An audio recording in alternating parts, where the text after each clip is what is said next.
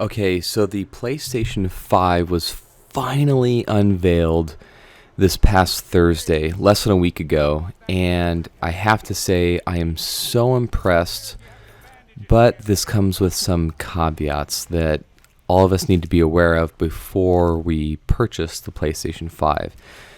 So let me start with just the excitement that was leading up to this event. I was really hoping for something great.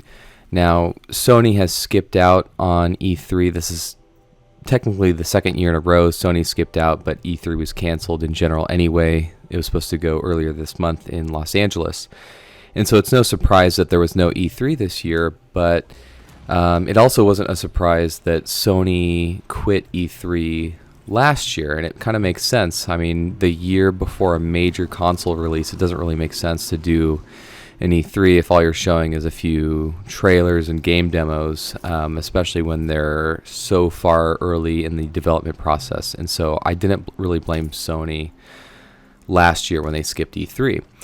But this year I was still hoping for something kind of reminiscent of E3 2008 when Sony did the entire press conference in Little Big Planet.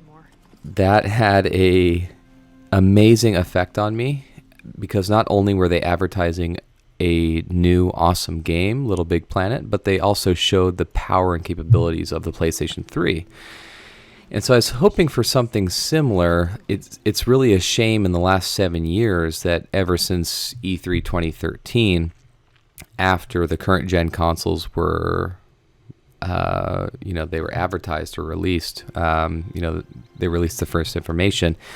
E3 since then haven't really been that inspiring. They haven't really been that impressive because they tend to just show 2 hours full of just trailers, which really isn't that exciting, especially when you compare it to previous E3s like the E3 I mentioned. And so I knew that this would be not as exciting as a standard game console launch at an E3 given the current situation, but I was hoping for something more. And to be honest, I actually fell asleep. I was amazed in the beginning when they announced Gran Turismo 7. I was a huge fan of Gran Turismo 4 on the PlayStation 2. That game was a lot of fun, and I really haven't played any Gran Turismo games since then. I'm not a huge driving game enthusiast, but they're still kind of fun every once in a while. And really the gold standard for me in my mind are the likes of Gran Turismo 4 for more realistic experience, or MotorStorm, for example, a 2003 PlayStation 3 hit. And so in the beginning I thought it was cool. They released that trailer, they announced Gran Turismo 7, although maybe just because it was streamed in 1080 or 720 or whatever it was, maybe I would have been more impressed if it was actually streamed in 4K. But that was still cool to hear that announcement. But as the minutes and hours drove on, just trailer after trailer after trailer, I actually started to fall asleep. I literally fell asleep on the couch. I was so excited for the event, and I just fell asleep on the couch. It was just boring. And that's a shame that recent E3s have become that way. I remember when I was living overseas, for example, in Spain or Turkey, watching the live stream and just not being impressed at all. And so it's kind of a shame that even though this was supposed to be a big event that Sony advertised on YouTube, that it still was pretty boring. The big highlight, of course, was the 2-minute PlayStation 5 console reveal, and maybe a couple of games, indie games, if you're interested in those. But otherwise, it was pretty boring, and I wish they would have done more. However, the way they revealed the PlayStation, in a way, it was a disappointment because normally they actually have a physical version at these E3 events in June. 5 months before the console comes out. Normally, you can actually see what it looks like in person, but all we saw is just a render of what it looks like. So really the thing doesn't even exist, at least in my mind, not officially. We can't actually see what it looks like. All we see is just this render and these images. Now, I don't know why they chose to do that. Maybe just they thought it would look better being on a live stream, and I guess that kind of makes sense. They advertised this event, though, on YouTube, and they put advertisements everywhere online in the days leading up to this event, so that was kind of a letdown. However, I still was impressed. In that reveal trailer, it began with all these small blue little balls. They look like fish eggs almost. And what immediately came to my mind was in the past, the last couple of console generations, for example, the PlayStation 3, when they want to do kind of a tech demo of these new consoles, the way to show it off is by simulating the physical properties and the physical calculations of the hardware by, just having an environment and releasing all these, small little physical objects. With the PlayStation 3, it was the rubber duck bathtub. They literally just show a bathtub with all this water, and then they dropped all these little yellow rubber ducks there, and it's like, wow, that's so impressive. It can calculate all of those movements and everything. Looks really cool. PlayStation 4, they did something similar. And so that's kind of what that reminded me of, but I still wasn't expecting just an immediate, literally after like 30 seconds build up or 45 seconds build up, they just showed it. And I was so surprised to see that so quickly. Actually, it shocked me. And I was so surprised to see the PlayStation 5. It is such a change from any console that any of us are familiar with. Going back, even you look at the current generation with the PlayStation 4, PS4 Pro, the Xbox One X, and even the upcoming Xbox Series X, you see a common theme in the design, and that is just black, blocky consoles that sit underneath or next to your TV that really just kind of hide away and blend into your living room entertainment center. This completely bucks the trend, and even though I recoiled as soon as I saw it, I thought, wow, that's crazy. That looks like a spaceship. That looks insane. Actually, I'm really, really happy with the design because, for example, the Xbox Series X, which is its only competition this upcoming generation, really it's just a continuation of the same song and dance, the same theme of the Xbox One X, which I have right now. The One X looks great. It's amazing. It's sleek. It's really, really slim. It's quiet, which is great, but it's not really inspiring. It's not really unique. It kind of blends into everything else. I was really a huge fan of the Xbox One S because that's really, other than the Destiny theme PS4, which is a limited edition, special edition, early console. Really all the recent generation of consoles have all been just this black box. Not really that impressive. I did like the PlayStation 4 when the launch came out.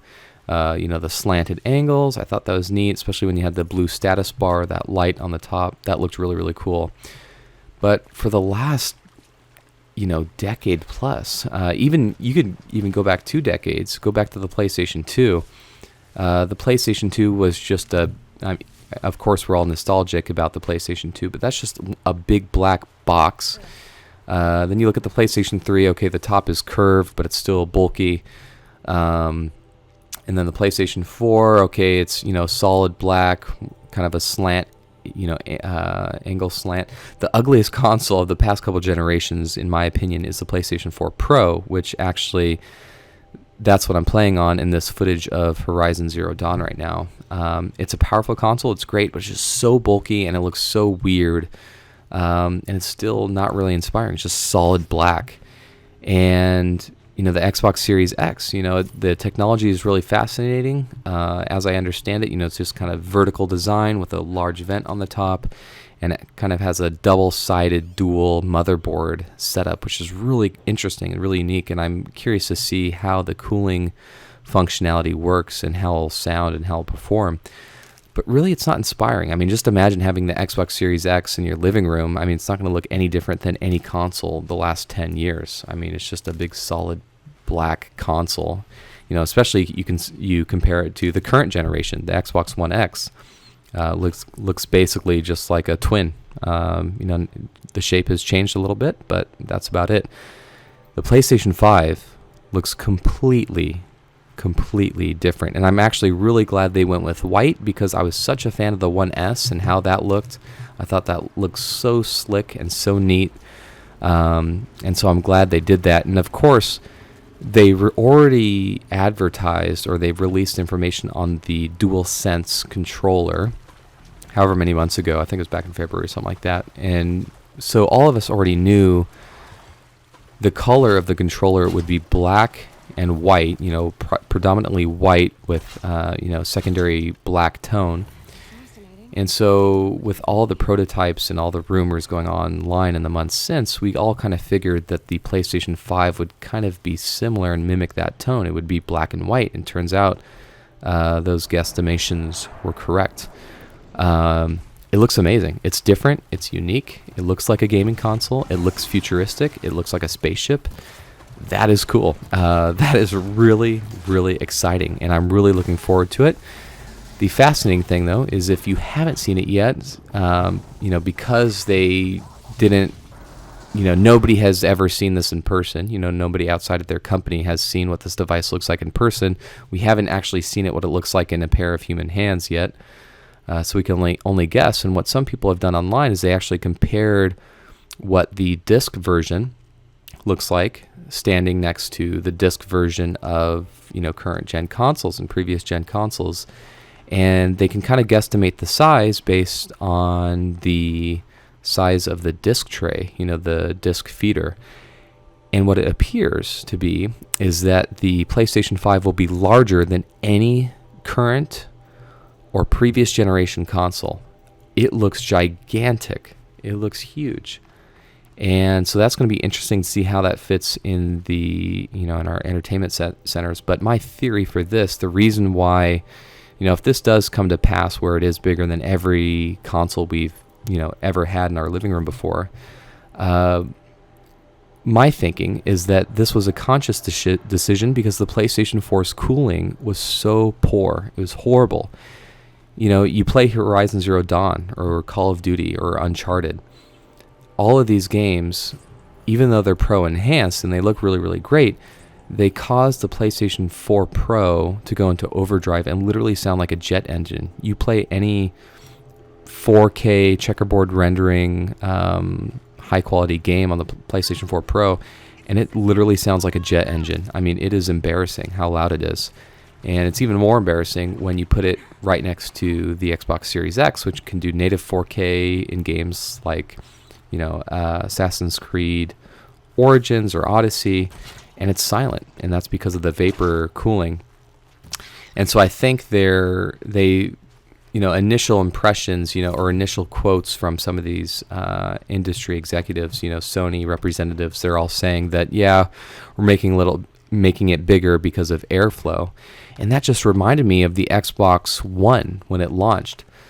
But you kind of have to go back. The Xbox 360, when it came out in 2005, it had this thing called the Red Ring of Death. And it's kind of crazy saying this, but that console came out 15 years ago. I mean, I can't believe how much time has passed. But that original launch Xbox 360, it was also white, also was really slick and looked really cool, but it had a major downside, and that was its propensity to fail with the Red Ring of Death, and that was because of an overheating issue. It was just too small for it. The cooling system wasn't sufficient, and so many Xboxes just died because of cooling issues. This was a major problem, socially because of the company. They lost a lot of respect in the eyes of gamers, but also it caused Microsoft to lose a lot of money. Last I checked, it was like $1 billion they lost because they had to increase their warranty up to 3 years. They had to replace all these consoles for free and everything. And so when the Xbox One came out, it was unsurprising to see that they swung in the other direction and made 100% absolutely clear that the cooling system on the Xbox One was overkill. Can you imagine if they had two consoles in a row and both consoles suffered and died from overheating issues? That would be horrible. And so they went above and beyond to make sure the cooling system was efficient, and that brought the Xbox One as we know it, the launch one, where you just have this one huge fan. And that was kind of overkill, and then they kind of brought it back with the Xbox One S, and then of course with the Xbox One X with the vapor chamber cooling option.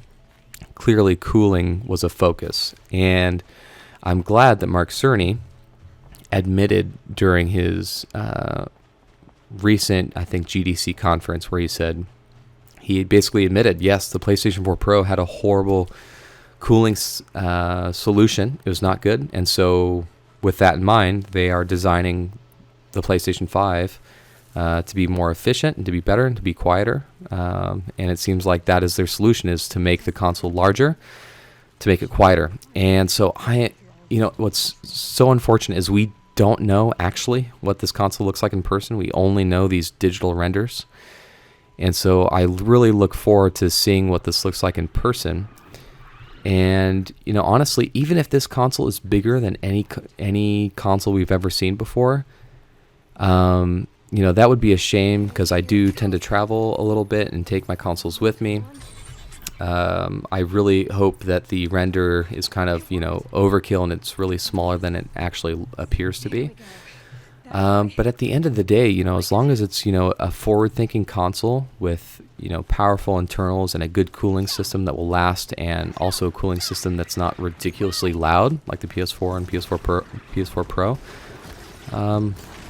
I think I'm going to be happy. It looks unique. It looks interesting. You don't just have a really cool, basic design that Sony and Microsoft had done for the last decade that looks pretty boring and standard. This looks inspiring, looks unique, and I'll be curious to see what it's like in person. And I look forward to the Digital Foundry analysis, all the analyses of this console. But it appears it's going to be bigger than the Xbox Series X, but it's going to be more unique looking. I think I'd rather have this console in my entertainment system than the Series X, which basically looks like just a tower PC.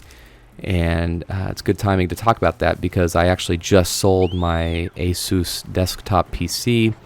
It had a i7-4790 CPU, 16 gigs of DDR3 RAM, and a GTX 970, which was a great machine when I bought it 5 years ago, and even still in 2020, it was a great machine. But it's just so big and clunky, you really couldn't take it anywhere. And even when you set it in your, in your office, it's still just so bulky. But with a console, as long as you just kind of tuck it away in your entertainment system, as long as it's quiet, I think this thing could work. I don't know, I kind of have mixed feelings, because the PlayStation 4 Pro is just so large, but I don't, honestly, I don't think I would mind the PlayStation 4 Pro being so large if it was quiet, but it's not quiet. It's bulky, it's heavy, and it's loud, so it doesn't do anything right. If it was slim, like the PS4 Slim, and just as loud, okay, I guess I can kind of understand that. But the PS4 Pro, even though it was powerful when it came out in 2016, it's still so loud, which is really, really embarrassing. And so I really, really hope that the PlayStation 5 is quiet, and they have a cooling system that actually works. But unfortunately, one of the big disappointments of this conference is that we know nothing more than what we knew before this event. We don't know anything more about the cooling system. We don't even know what it looks like in person. We have no new details. Literally all we know is just what the render looks like, what it kind of looks like digitally. So anyway, that's my thoughts on the PlayStation 5. Let me know what you think. One exciting game to look forward to is the sequel to this game I'm playing, Horizon Zero Dawn. I know it'll be great, and I look forward to finishing this game on the PlayStation 4 before its sequel comes out on the PlayStation 5. So let me know what you think. What do you think of the PlayStation 5? Does it look too futuristic, too spacey, too crazy? Does it bother you that it has a USB-A port and a USB-C port? That's kind of weird to me, but let me know what you think, and I will see you guys next time. Thanks for watching.